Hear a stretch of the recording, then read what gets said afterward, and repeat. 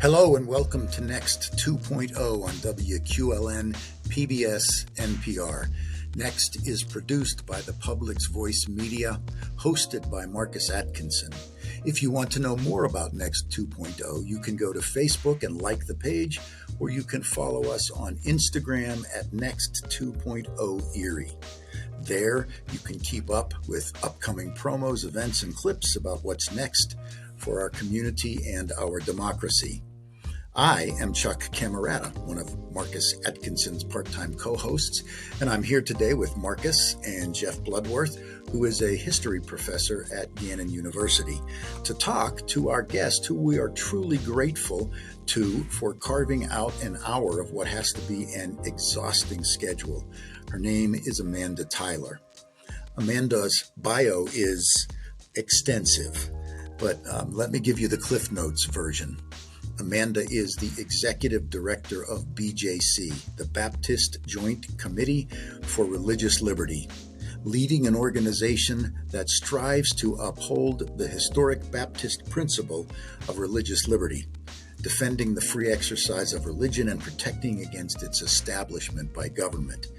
She travels the country speaking about the dangers of Christian nationalism, which is our topic for today's program, and helping to educate, organize, and strategize with groups trying to protect our communities from the regressive and destructive effects of Christian nationalism. Her book, How to End Christian Nationalism, came out last October and is the starting point if you're interested in this issue. She is also the co-host of BJC's Respecting Religion podcast. Tyler's constitutional law analysis and advocacy for faith freedom for all have been featured by major news outlets, including the New York Times, the Washington Post, CBS News, ABC News, CNN, and MSNBC. And she's testified before Congress on religious liberty and Christian nationalism. She's a graduate of Georgetown University and the University of Texas Law School. She lives in Dallas with her husband and her son. And that, by the way, is the short version of her biography. One of the most important things we do here at Next 2.0 is to lift up people who are doing important and courageous work trying to make our world a better place. And Amanda is one of those people.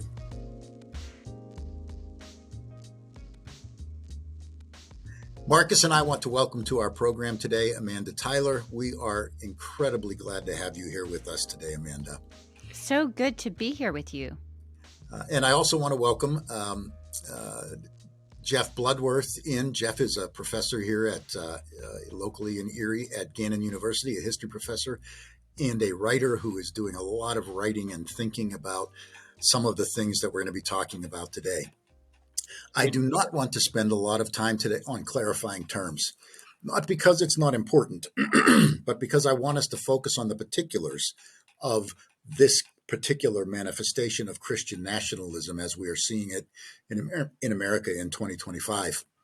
Having said that, I wonder, Amanda, if you would give us a quick explanation of what Christian nationalism is, because in spite of the fact that Christian nationalism has been much more in the news of late, I suspect that most people still don't have a clear idea of what it is. Yeah, I'd love to. And I'll keep it brief because I know the rest of our conversation will delve more deeply into its current iterations. But I want to start with the definition of religious nationalism, which is a blending or fusion of religious and national goals and identities. And to think about religious nationalism as a recurrent problem throughout history and around the world today. And then thinking of that as a broad definition, zeroing in on Christian nationalism in the U.S. context as this attempt to merge American and Christian identities into one, or put another way, to suggest that to be a real American, that one has to be a Christian, and often not just any kind of Christian, but a Christian who holds fundamentalist religious beliefs that are in line with certain conservative political priorities. Very quick disclaimer, just to hold fundamentalist religious beliefs or just to have conservative political priorities or both does not mean that one necessarily embraces Christian nationalism. But to believe that one has to hold those ideas, those beliefs, those views in order to be a true American or a good American, that does suggest Christian nationalism. And finally, in the US context, I don't think we can have an honest conversation about Christian nationalism without talking about its overlap with white supremacy. And that's because of the history of the United States and the way that Christian theology has been used for centuries to justify the stealing of native land, to justify slavery, to justify segregation, to justify all kinds of exclusion on this idea of white supremacy, of centering whiteness and using Christian language and theology to justify it. No, absolutely. So I think that there are mythologies out there that kind of underpin Christian nationalism and are being promoted in a big way right now. For example, that America was founded as a Christian nation and intended to always be that. And the idea that you just mentioned, Amanda, about the wedding of Christianity and American identity goes both ways. There are many people who believe today that if you are not voting for Trump and behind the Trump agenda, that you're not a Christian. So it's not just you have to be a Christian to be an American, but for many people, it goes both ways. But I would think this is just my opinion about this right now. I think it's more productive to talk about how that mythology has morphed into the idea that the ideas that we're dealing with today, that it goes both ways, that you can't be a Christian without being a Republican and vice versa. And that we are in a moment when that is more prevalent than ever before. Do you think that's an accurate analysis? Yeah, and I do think dwelling for just a moment on the mythologies is important, because there is this cherry-picked version of American history, a version of history that overemphasizes the religious biographies of certain founding fathers or framers of the U.S. Constitution, that takes quotes out of context, that tries to construct a story that America was founded by Christians in order to privilege Christianity and law and policy. And there are lots of problems with that. It's a mythology. It's not an honest accounting of history. It doesn't take into account the constitutional history, a history in which the framers actively rejected an idea of established religion, a constitutional text that doesn't mention God, a constitutional text that doesn't mention Jesus or Christianity, and its only mention of religion is to prohibit religious tests for public office. Those facts don't comport with the Christian nation mythology. But we also see, and I think this kind of brings it into how it's impacting us today, the nationalism of Christian nationalism, this blind allegiance to country that views any criticism of the government or of our history as a sign of disloyalty. This idea that we idealize the past and that any questioning of this idealized past is somehow something that's unpatriotic. I think we're seeing that anytime that we question the myth, that's viewed as somehow un-American. And we see this in policies. We see this in content bans in public schools against teaching of racism or slavery. And on the one hand, and then actually curriculum that furthers the teaching of the Christian nation mythology, which isn't an honest account of history. And then how it kind of, I think, goes together with this idea of equating Christianity with the Republican Party and particularly the current Republican Party with Donald J. Trump as its leader. I think we see it in some of the rhetoric that Trump has used for years and this really accelerated, of him being kind of the culmination of God's plan for the United States and for God's plan for the United States and the world at large. You know, in his inaugural address just a couple of months ago, he said that he believed that he said, God saved me to make America great again. That is, I think, this quintessential example of a merging of Christian American identities, and in the person of President Trump as the chosen one to carry out God's plan for the United States and the world. Yeah. I can see heads shaking there, guys. Jeff, Marcus, one of you want to get in here? Yeah, I'll start out real quick. It is very difficult when it comes to everything you just said about people that identify or that act like Christian nationalists, that ascribe to the thought that President Trump is God's man. I think one of the things, I don't want to say being a MAGA advocate for a second, when you look at from a biblical standpoint, and I think I told this to Chuck before, when things seem to be going a direction that you cannot explain in human terms, one does tend to walk away like, is there a divine hand at work here? Right? Because it is not humanly explainable to me. The people that are following him, the people that are doing his bidding, even they struggle to justify why they're still holding on. And so what do you say to people when they lean into scriptural accounts to corroborate their idea that this is God's man? Because I will admit, and I hate to admit, it feels compelling. Now, having said that, when I say, is this spiritually ordained? Possibly, but if so, not for the purposes that you may believe, right? I've often said when I've given this theory that if it is scripturally ordained or spiritually ordained, I would be careful on you casting him as the hero Yeah. in this journey. I think I know where you're going with that. Yep. Right? What are your thoughts on that? Yeah. Well, I mean, one thing is the Bible can be used as a proof text for just about any argument that one wants to make. And so I hear that tendency, and I've seen it borne out. And I think as we think about as Christians in the world and Christians in politics, I think we have to be very careful about using the Bible in any ways that try to proof text our points as well.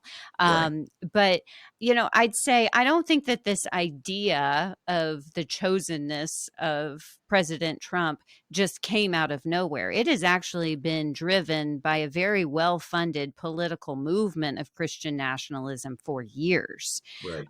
And so I think we have to think about it as the product of years of propaganda that really started in his first term, where people in the campaign referred to him as a messiah on one hand, or sometimes as a King Cyrus on the other. And then in the years when he was out of office, there was this event, a series of events called the Reawaken America Tour. It came to Pennsylvania. I don't think it was Erie, but probably in places nearby. And it was a traveling roadshow of conspiracy theories, Christian nationalism, and MAGA politics. And I actually went to one of these tour stops, one of them in Miami, and I saw firsthand kind of how this idea of that God had chosen Trump and that any election result that did not end in his election was not valid. And then also using this violent imagery to really say, and we must be prepared to take up arms if God's will is not done in this case. Right. So I approach with a lot of caution and about the very real danger when one takes scripture and tries to infuse a political cause with religious fervor as well. And then if I'm really talking to someone who is a Christ follower, like who has these views, I'll say, I just don't see how the policies and the work bear any resemblance to the teachings and life of Jesus. 100%. Yeah, Amen. Jesus was always on the side of the oppressed and the marginalized and the vulnerable. And Jesus turned power on its head. Jesus said, the first shall be last and the last shall be first. And so Make America Great Again doesn't comport with that theology at all, because we're here not to make America the best or the richest, but we're actually here, I think, to look out for those who have been the most vulnerable and the most forgotten in the world. And that's our calling as Christians. Mm-hmm. Absolutely. I want to make one quick point to Marcus. When you say you can't explain the Trump phenomenon humanly, I think I would disagree with that. I think we have a history of tyrants and them persuading people to follow them that explains the current phenomenon. So it doesn't have to be divinely caused. But Jeff, I wanted to get your take on some of what Amanda said. Maybe bringing in some of your research about why people do support Trump.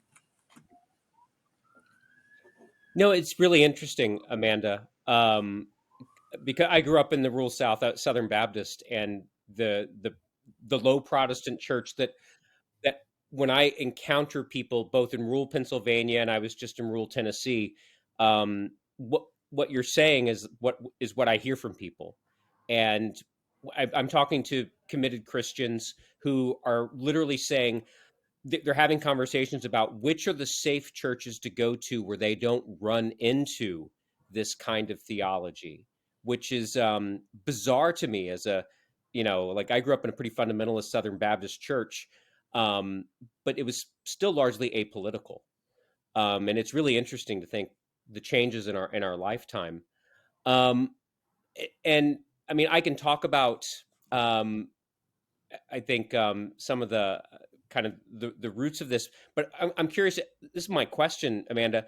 What are the denominations? We live in a very Catholic city in Erie. Okay, what kinds of Protestant denominations do we find Christian nationalism in? That was kind of my question. Like, is this a Southern Baptist Convention? Are these the Pentecostals?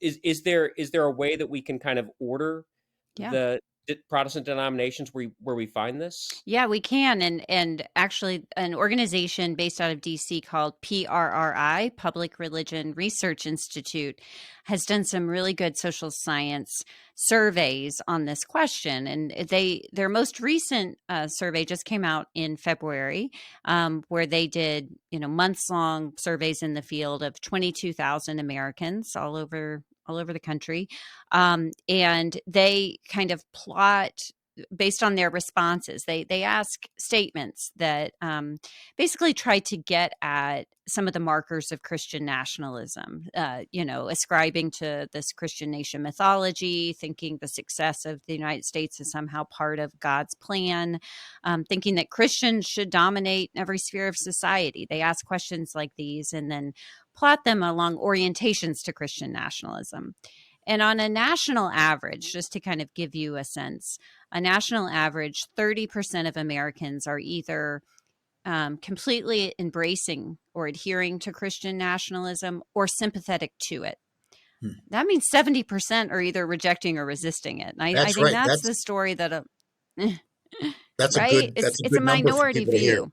Yeah. It's a minority view. Now, that minority is holding a disproportionate amount of political power right now. And so I think we're feeling the impact and that anti-democratic, and not little d democratic, right? That we have minority rule in many ways right now, at least when this ideology comes. But then, Jeff, to your question, they have all kinds of different breakdowns along education, race and ethnicity, age, but also religious affiliation. And they find that in white evangelical spaces, which, I think a lot of Southern Baptist churches would probably be in that category of white evangelical spaces, the number of adherents and sympathizers is over 60%, way over the national average of 30. And then the next one down is Hispanic Protestant churches. They are also over 50%. but Oh, every other religious affiliation is less than 50%. And it goes down, and I would commend, if people are really interested, check out prri.org, and you can see the charts for yourself.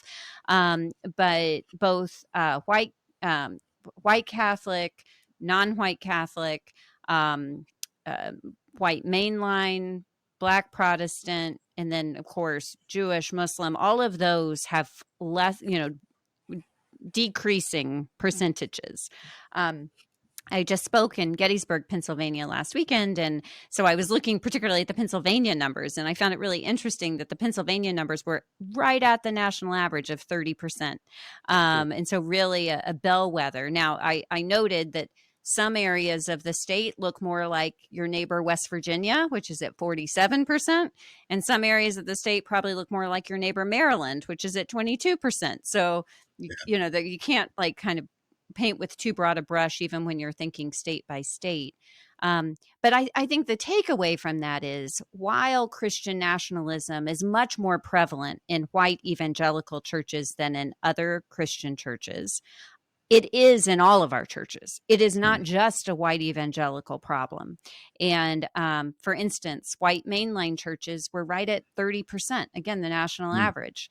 And so I think it's important not to think that I think that all of our communities have been infected by the poison of Christian nationalism, because it's an ideology. It's an ideology like racism, right? And which infects all of our communities as well. So one doesn't have to be a white Christian or a white evangelical to embrace it. If it's in our culture, we each have an opportunity every single day to either embrace or reject it. yeah. So I'd like to kind of turn our attention a little bit. And by the way, we'll link to PPRI in the show notes so people can do their own research if they want. But I think the thing that I most want to focus on today is the particular agenda that the current Christian nationalism movement, led by J.D. Vance and Mike Johnson, Russell Vought, who, to my way of thinking, or at least to what I've learned, is the main driving force behind Project 2025, which reveals Christian nationalism's agenda. And if I'm right about that, if I'm not, you can correct me, Amanda, but could you share what you see as the aspects of that agenda that are most concerning to you? Yeah. Well, I'll start big picture and then give some particular examples. I mean, I think big picture, the end game for those who are most invested in the Christian nationalism movement is an authoritarian theocracy, is a system where we don't have a pluralistic democracy. We don't have religious freedom for all.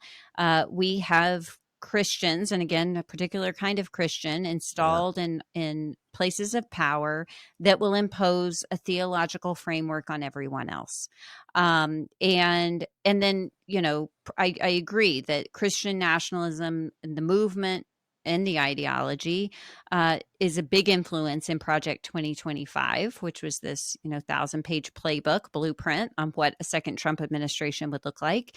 And here, not even 2 months in, as we have our conversation today, I think we're seeing that blueprint being put into effect. One of the things in the blueprint was to abolish the Department of Education.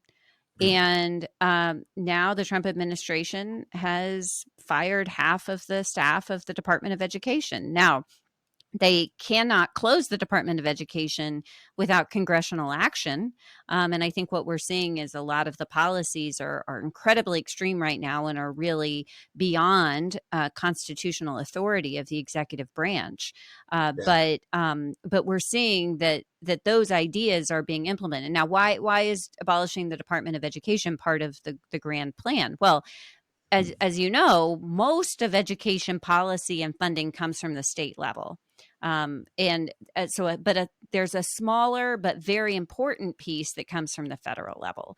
The support from the federal level, at least in the K through 12 realm, is really focused on supporting what are called Title I schools with low income populations, supporting students with disabilities, and an Office of Civil Rights that stands up for the civil rights of kids in public schools, including their religious freedom rights. Okay, so if you pull all of those things back and you just hand over everything to the states, then the states can decide what they want to do with that money. And we're seeing an increasing number of states, including my home state of Texas, that are considering statewide voucher programs. This would privatize public education, would send public dollars to support private religious schools, which then indoctrinate in their theology. Right. And so there's this big plan to really try to end public education as we know it, and to use public dollars instead to indoctrinate in religious schools and in religion. So many problems with this plan for a pluralistic democracy. And from my vantage point, one of them is our public schools are these laboratories of democracy. They're places where our youngest citizens learn how to live and learn with and alongside people who are different than they are in all different ways, including in the religion that they practice and profess. And we've worked out over decades how best to protect religious freedom in our public schools so that we can learn about each other's religious faiths without being indoctrinated into them. But there is a movement that wants to end that system and wants instead to have everyone indoctrinated into religion and to use public dollars to do so. There are other aspects of Project 2025 which we've started to see implemented, but that take one interpretation of biblical text, particularly when it comes to human sexuality, and trying to impose that on everyone else. And whether that looks like what's defined as a family, or even how we think about gender, or how we understand women's health care, that we are less interested, according to this blueprint, in science and in protecting the health and well-being of our neighbors, and more interested in imposing a particular theological view of biblical text on everyone else. And I'm careful in that and saying that because not every Christian, certainly not even every person of faith, but even looking at the Christian community, we interpret our scriptures differently. We put emphasis on different parts of the scriptures, but this is saying there's a particular way to read the Bible, and we are going to use law and policy to enforce that on everyone else. Yeah. Jeff, Marcus? I mean, I thought I might jump in because you're talking about school vouchers, and I just finished reporting a story from rural Tennessee on exactly that. And I just spoke with your fellow Texan, Jim Hightower, about this last week. And what you're saying, on one hand, like 5 years ago, I would have thought, well, this sounds like a grand conspiracy that the conservatives are trying to establish, corporate religious private schools throughout, but this is a reality, Right. Yeah. right? I mean, what you're saying, and what's really interesting, and this is what is a real opportunity for those who want to oppose this, is that I know this for a fact. In rural Tennessee, it's about 80% of rural Tennesseans are avidly opposed to this school voucher scheme, and I know the same thing. That's one of my understanding is it's the same in Texas. That's right. And this is like a golden opportunity for Democrats to go back into rural America and to make common cause. I was just in Weakley County, Tennessee, a rural county that went 79% for Trump, and the county mayor's race was decided on the school voucher issue. Wow. The Republican Party refused to certify a Republican who was against the vouchers to run for county mayor. He ran as an independent and he won 2-1. Wow. And I mean, it tells you, I mean, you know this as well as I do. I mean, you can maybe tell us about this. People in rural Texas hate this idea. Community schools, right? I mean, school consolidation, which is what school vouchers will lead to, are small town killers. Yep. And I mean, to me, I hear about these school vouchers and my blood runs a little cold. But then you start understanding how people in rural America feel about this. And this is opportunity, because I mean, this is something that they avidly hate. I mean, and it's a visceral issue. Yeah, that's absolutely right. And I was saying that's so it's a discouraging trend, but it's an encouraging place of opportunity. And I think it highlights, again, the anti-small d democratic nature of what we're seeing going on. That state legislatures in Tennessee and there's an attempt in Texas are trying to overcome the will of the people, right? The legislature is actually is supposed to be accountable to the will of the people. And the experience in Texas has been exactly as you say, that rural communities are against school vouchers because, for one, they're often the biggest employer in their towns, and two, they're the gathering place. And in Texas, the what unifies us more than anything else is high school football, right? And these every of one of these schools has a high school football team. There's Friday Night Lights is a worldwide phenomenon for a reason, and we're seeing, actually, it's very interesting because in Texas, this is a live issue right now, and we're seeing the Texas high school football community coming out against school vouchers because they are rightly saying that it's going to hurt Texas football when these schools lose money and close down. And you don't want to mess with Texas, and you don't want to mess with Texas high school football. So it'll be interesting to see politically how that plays out. But you're absolutely right. And what happened in Texas was Texas is only, their legislature is only in session every other year and in odd number years. And so in 2023, the governor of Texas, Greg Abbott, called multiple special sessions to try to pass the school voucher, and it failed every time because of Republican rural opposition to the bill. And so then the big moneyed interests in Texas, which are aligned with Christian nationalist movement, ran primaries against every single one of those members. And I think almost all of them lost.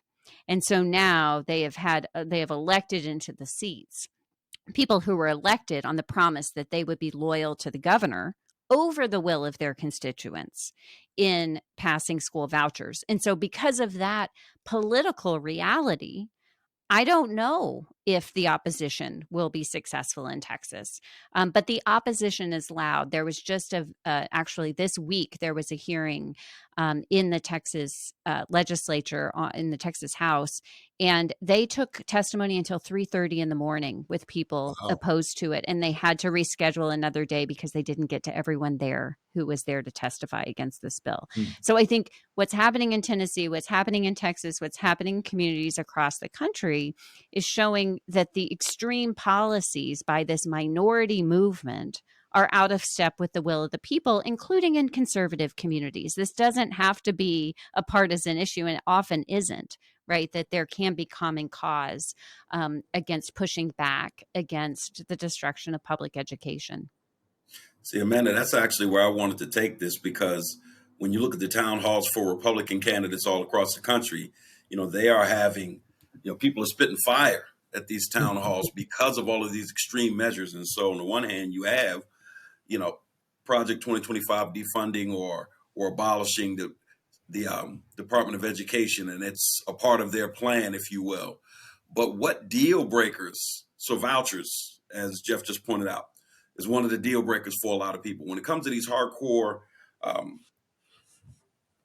Christian nationalists, what do you foresee as potential deal breakers? Because even though a lot of their agenda is being delivered on one hand by President Trump, there's also an adequate or a large amount of confusion is being, added to the equation from President Trump. And I get the sense that some people have to be sitting at home like, okay, wait a minute, we're getting what we want here. On the other hand, you're throwing these opportunities out of the window by doing these other 5 things. What do you think the key areas will be that will potentially turn a lot of these Christian nationalists off? Yeah, well, I think we're seeing it in real time. And when these extreme policies start harming them, and I hate to say that, because there's so many people who are vulnerable to this administration. And I think in many ways, it's a sad commentary on the individualism of our country that it actually has to hurt us personally for us to care politically. But because the policies are so extreme, because we're seeing at such a rapid rate the destruction of the federal government, right? Mhm. With Doge and Elon Musk shuttering agencies, laying people off in force, that has an impact on all of our health and safety and livelihoods. And so, I think there are pain points that are already being felt by people everywhere. I hear stories. I mean, the town halls are a great example, but in deep red areas of the country, and again, because of one thing we haven't mentioned is political gerrymandering. And because of the political gerrymandering, that's why we have these extremes in our legislatures, Yeah. because we have an opportunity. We don't have competitive districts in Congress, for the most part, or in a lot of these state legislatures. And so we've developed a system where our representatives are not representing the people at Right. large. But even in these very deep red districts, you have constituents coming out who are saying, you cut these services and we're not going to get the kind of resources we need in our communities. This is harming our ability to earn a livelihood. This is harming our kids' education. This is harming our air and water, where we have a measles outbreak, whatever it may be, that actually comes to harm our communities. I think that's where we are. And because of the speed and the recklessness of this administration in carrying out their agenda, I think we're seeing much more quickly than I could have even imagined the harm that this is causing to huge amounts of Americans. And they are, I'm grateful and heartened to see them standing up and speaking out, and making their views known. And I am optimistic, actually, that this will begin to move people. I'm I'm more concerned about, is it going to move them fast enough given the harm that's being perpetuated in the meantime? Yeah. Yeah. And Texas is the epicenter for so much of this. Not only Texas football and school vouchers, but also the immigrant issue and Exactly. the border issue. Uh, I read somewhere that something like and cattle industry is big in Texas. Something like 90% of the dairy workers are immigrants, and that would suggest that a lot of them are undocumented. And I've been hearing interviews with farmers down there who are saying we can't function without them, and that's going to have a big impact on us all economically. So the fact that they're reckless at this point maybe does work in our favor in terms of pulling back from the craziness. So I want to go to one other thing before we just let Marcus and Jeff have their questions. I wanted to ask specifically about. I convened a group of church leaders this week to talk about what can we do, how do we respond to this in our churches, and there's both short term and long term with that. How do we help the fight right now? But what do we do long term to educate our people about who Jesus really is? Because I think we've let them down on that front. So, do you have any thoughts about, are you saying anything to Christian leaders about their role in all of this and how they can be a positive force? Yeah. I mean, I think first, Christian leaders have to be really honest with ourselves, about how our different expressions of Christianity, our different denominations, have, even long before our own lifetimes, have veered away from the teachings of Jesus and Yeah. towards the worship of power, Yep. through the lens of Christian nationalism. And I think we have to, kind of do some myth busting of our own as far as the purity of the Christian religion, right? That we just have to learn our history to know the ways that Christianity has sacrificed its witness of love to the false idol of power, for centuries. And if we learn and understand that history, not that we have to have a history lesson every Sunday morning, but I think it behooves us to understand that history, and then to say, so what are we attached to?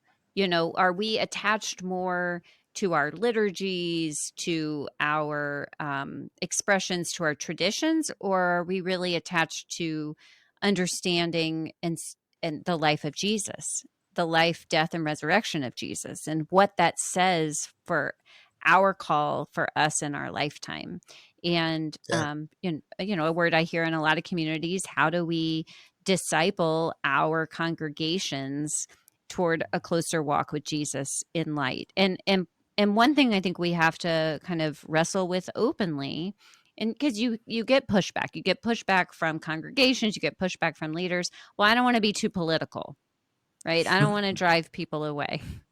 And so I want to tell the difference between what it means to be political and what it means to be partisan, right? There are ways that you can be political. I would argue that Jesus was political. Jesus cared about the people in his community. Jesus spoke truth to power in order They to killed him affect because he change. was political. The thing Exactly. people don't get is that Jesus was a political radical. And you don't have to Yeah. cast him that way to make that point to people, but you do have to hold up that example. Yeah. Exactly. And if we're Yeah. committed to following Jesus, then we have to be political in this moment. And in all moments, we have to care about our communities and point out the injustices and the inequalities and advocate for a better life that leads to flourishing for all people, for all of our Yeah. neighbors, whom Yeah. Jesus told us was everyone, right? Not just the Mm. people who look or worship like we do. And Yeah. so I think that, and I think if we focus on that, then we can be equally critical, maybe not. Yeah, we can be critical of both parties, right? Neither party Mhm. is, reflective, I think, of the Jesus model. I Right. think that they're both falling short of what Mm. we would view as the kingdom of God come to earth. And so then I think that can lead to, some real moral clarity on how we engage this moment. But I think, and then the other piece is, because of the protections for religious freedom in this country, um, churches and other religious organizations are actually the best positioned right now to have the freedom to speak truth to power. And Absolutely. we need to use that freedom in this moment, to defend the most vulnerable and to speak up for everyone's interests. Um, Mm. and and that might mean opening up our spaces for other kinds of community organizing, to other groups who are looking to do the same thing. And as we Mm. think about, bringing more people into our community and really supporting our community, that can be a real gift to our communities right now. I mean, I think about the civil rights movement. I think about all the Absolutely. organizing that was done in churches then, and a parallel that could be happening in this moment as well. And how I'd love to see the church lean in, to defending the principles of pluralistic democracy, when at a time that I believe, they are gravely in danger. Me too. You brought up the fact that neither of these political parties, in your opinion, reflect Jesus's values per se, or following the Jesus model, if you will. That's a conversation I've had with several people in the past. I mean, they unsuccessfully wanted Jesus to utilize or to seize government and use it to their advantage because it had been stepping on their necks for so long, and he wasn't interested because at the end of the day, they both lose. That's right. Right? Mm. We do away with these human governments. We bring back God's original form of government with me, Jesus, running the show. And so that's the part I think has always amazed me, is that there's a hubris to the idea that we are going to bring forth the perfect conditions under God, when it's the complete opposite being preached from a biblical standpoint. No, he does away with all of these. Where is this? And so that alone just kind of makes me shake my head. And this man-made ideology is laid bare in that respect unto itself. Yeah. Yeah, and just the greed, right? The corporate greed of both parties, I think, as well, and the worship of power. It Yeah. doesn't mean that we as Christians withdraw from the political process. I think it's actually really important that we engage faithfully in the process, but while keeping the necessary distance, to be the critic of the state, and to hold them to account while loving our neighbors, caring for our neighbors' needs, speaking up for the vulnerable, doing all the things that Jesus did. That's, I think, the calling in this moment, and holding all of our leaders to account. Yeah. And And I think this is because of our unique history in America. White Americans have really had it pretty cushy for a long time. And so all of these churches where I am connected, uh, they're pastored by white men. And those white men need to find their courage now to behave in the way that Jesus did. They haven't had to. And so anytime that we were critiquing power, we were pretty well insulated and safe. That's no longer the case. And getting people to the point where they've lived 60 or 70 years. I'm almost 70, and my years have been pretty soft and pretty easy and pretty privileged. Being able to turn that switch and get people to see just how bad it is out there, how dangerous it is for their children and their grandchildren and for future generations all around the world, because America affects everybody and everything if we can't find the courage. So that's part of bringing people together, trying to put some courage behind, build some strength of spine into the leadership in the Christian church around the country, but in my context, Yeah. specifically in Ireland. Go ahead. Chuck, let me throw this at Amanda, because I know we talked to, and Chuck may have mentioned this to you before, we talked to Dr. Kristen Kobes-Dumez, if I'm not saying that correctly, and about her book, Jesus and John Wayne. And even as we talk about this Christian nationalism, it relegates women to a certain role in society, again, overtly.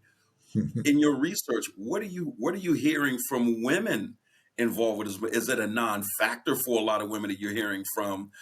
Are there conversations going on behind the scenes in terms of, yeah, this isn't necessarily the best look for us? What are you hearing from women who buy into this ideology? Yeah. So there's a lot of overlap between this ideology and patriarchy, and this idea of very strict gender roles in a society. And Dr. Dumais is like the top, I think, on kind of writing and studying and understanding that particular aspect of this. And then, I'll bring up PRRI again. In their study, they see it's not so much one's gender that kind of predicts for Christian nationalism. It's if one believes in these strict gender rules, and these Mhm. strict gender roles for different people. And so, just like you don't have to be white to embrace white supremacy, you don't have to be a man to embrace patriarchy. And Excellent so, point. I think we see, we see men rejecting the patriarchy. We see women embracing it, and so I think it really varies among different groups. But in a lot of the circles of places that embrace Christian nationalism, the women are doing it just as much as the men are. Yeah. They've and this is not true across the board, but many of them have chosen that role, right? Like I said, that's not true for everyone, but that is something that is core to their belief. But it has such huge impacts on the health and well-being of women, right? To be Yeah. put in a subservient place. And I guess it kind of links back to that founding mythology, because we just have to look at who actually held power at the beginning of this country, and Mhm. it was a very small circle of people. It was white Protestant Christian men who owned property, and everybody else was in some lower status of belonging, Yep. including women, right? But Hmm. the Christian nation mythology says that's how God meant it to be, that this is Right. actually the perfect form of government, that this hierarchy of belonging, and it imbues God's favor on all of that. And I think that's I don't think that's at all in accord with the gospel. I don't think that is at all in accord of Jesus's teachings or the way that Jesus lived his life. Um, but that ideology is definitely present and is showing up in all kinds of different policies now. Yeah. Any last thoughts or questions, Jeff? Yeah, I want to test get people's reaction to this, because this is I'm finishing a piece on kind of Democrats in rural America, and I've heard this so many times from progressive activists in rural America that these are progressives, and they get told constantly You dumb, this is a quote, you dumb hicks, you know, why did you vote for him? I mean, what they term it as is and again, no one on this podcast is doing this at all, but this is out there in the culture. And my Mm-hmm. thought is always someone who's listening to this and they think, what can I do in order to play a small role in repairing this divide? And what you hear about, and some academics are even studying about this, is a thing called rule bashing. And again, nobody's doing this here, but that's out there in the world, where there is an urban progressive bias that looks at rural America, and especially kind of rural white America, and blames them kind of almost exclusively for the rise of Trumpism. And Christian nationalism is a very real thing. But in my travels in Tennessee, I came away thinking about this because I talked to many people. And, if you live in a rural county in Tennessee, the Democratic Party, for example, right? 20% of all Americans live in rural small town Americans. The Democratic Party spends 3% of its money on those 20% of voters, right? I mean, there's no countervailing force out there to counter this Christian nationalism. If you go to a church and you don't embrace these ideas and you speak out publicly, you lose your friends. Mm-hmm. This is a reality in Texas, Missouri, and in Tennessee. If you are known to be a registered Democrat and you are a teacher in the local schools, you can and will be fired, quite literally. I don't know how many times I've been told that. And what I developed, and I think, and I know everybody in here kind of has this as well, is a certain amount of empathy and understanding for people who, like, they hear these Christian nationalist themes in their churches and in their communities, and they stay quiet because the cost of speaking out is extraordinarily high. And Absolutely. that's what I learned, right? Is, because it's really hard to stand alone. Not many new people move to your rural community, right? So if you lose all your friends, Mm. Yeah. Yeah. right, Yeah. and your family, and I'm just kind of curious, like Amanda, like, and and Marcus and Chuck, I'd be curious, kind of that's what I've taken away from my travels and talking and like being freaked out by things that are going on, and even in my own soul, thinking as I drive by a small town and I see some Trump signs and I think, oh boy, but trying to understand that these small communities are more complicated than we think that Mm. they are, and that there's more diversity of voices than we think that they are. And they encounter a different set of pressures Mm. than what I do as a university professor. Does that make Oh, sense? yeah. It makes sense. Amanda, can I amen that before you jump on that Do real quick? it. Do it. Because having been raised a Jehovah's Witness, there's some overlap to what you're talking about. The obvious is Jehovah's Witnesses don't vote, right? Let's get that out of the way from the very beginning. But in terms of the patriarchy, to your point earlier, Amanda, is like you don't have to be a man to ascribe to the patriarchy. The Jehovah's Witness religion is very patriarchal. Yet it is very, male centric, and the women sign on to it. This is our role. This is our place. This is the way the Bible ordained it. So I get that. Jeff, to your point, and I'm in this situation now, like countless others, because I spoke out against, you know what? I'm going to take a stand against this teaching. I don't believe it to be ordained. I don't believe it to be truth. And I was unceremoniously put out on my ass, cut off from my family and friends. Mm. And I'm in therapy over it to this very second because it is mental abuse Mm-hmm. to Absolutely. strip people from the people that they love, from the people that they've raised. There's a high rate of people from this religion committing suicide, alcoholism, the list goes on. I don't have the specific numbers. Don't call the station and threaten to sue. But I do know that it's an issue. So, Jeff, as you're talking, I'm thinking, you know what? You've experienced this and you never connected that dot. I think it makes a lot of sense what you just explained in terms of what life may be like for a lot of these people in these rural towns. Absolutely. Amanda, are you rural in upbringing?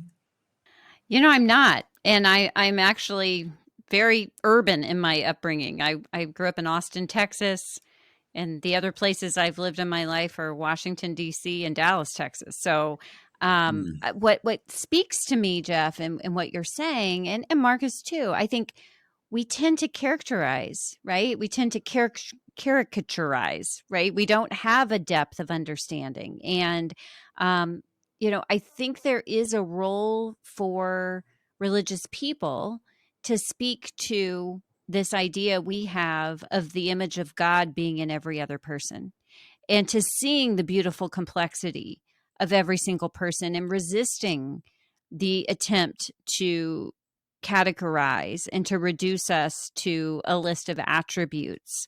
And that's very countercultural right now. I mean, we live in a culture that is obsessed with algorithms, who thinks that if we just answer a questionnaire, they can know everything about us. And I think there's part of, that really strips the dignity away from each one of us. And how do we reject that and really seek to get to know one another as people that we see the image of God in, and that we also Absolutely. care about and empathize with. And I think that is a huge problem in our society that is not new, right? With this urban rural divide has been growing for decades and decades. Maybe this is a moment, I have to kind of look for opportunities in this seismic moment that we're in. Maybe this is a moment where we're all going to be so much more dependent on our communities, and that will force us to get to know our neighbors like we never have before. And Amen.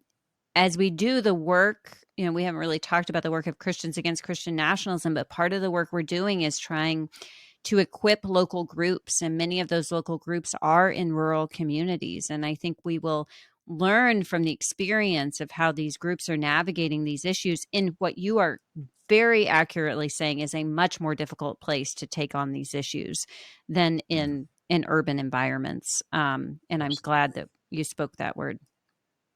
So hard to find allies in some places. It's interesting to me. And you know what? I'm not going to say that because we're running low on time. And I would like to ask you, Amanda, as a way kind of to take us to the end, where are you seeing some hopeful things?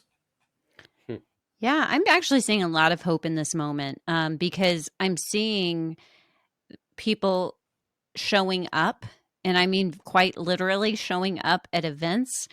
We talked about town halls earlier, but I also speak all over the country, and whenever I come to speak, and I've been recently to Gettysburg, Pennsylvania, and Fayetteville, Arkansas, and Greenville, South Carolina, and hundreds of people come out from all different faith traditions because they're eager to have some ideas about what they could do in this moment, and are looking to connect with their neighbors. And that kind of, again, I keep saying this small d democratic impulse, this idea that we care about the life of our community and we want to be involved in shaping something better that works better for all of us. I see that being reignited in places across the country. It looks different than in the past. It's not in mass protests, but I think actually this is a more effective way of caring for our communities. And, I don't know where all of this leads, but I'm seeing a very positive direction of community involvement in this moment. I agree. Marcus, last words? Nope. So I want to say thank you. I'm sorry. I was on mute. Sorry about that, Chuck. No, I'm Well, just, shaking your head on mute is fine. I I still can appreciate understand. Now, I appreciate the insight from you, Amanda, and Jeff. Listen, as usual, you bring a lot to the conversation, and you always leave us thinking. You always leave us more insightful, after these discussions. And I think that this is one of the discussions that will really boil over. I won't even say the next few years, even this year, because we had a former county executive here named Kathy Dahlkemp. I don't know if either one of you remember, but she used to say before she was out of office that the civil war that she saw brewing was city versus county. She said she saw more issues with that on the horizon than a lot of quote unquote differences. And so when you talk about that, Jeff, it really resonates. But Amanda, thank you for your insight. And Chuck, thank you for putting it together. So that was our interview with author and activist Amanda Tyler. If you're interested in Amanda's work, there is information about and links to her organization in the show notes accompanying this episode. You can also find out about buying her book there. And we will see you next time on Next 2.0 as we talk about what's next for our community and our democracy.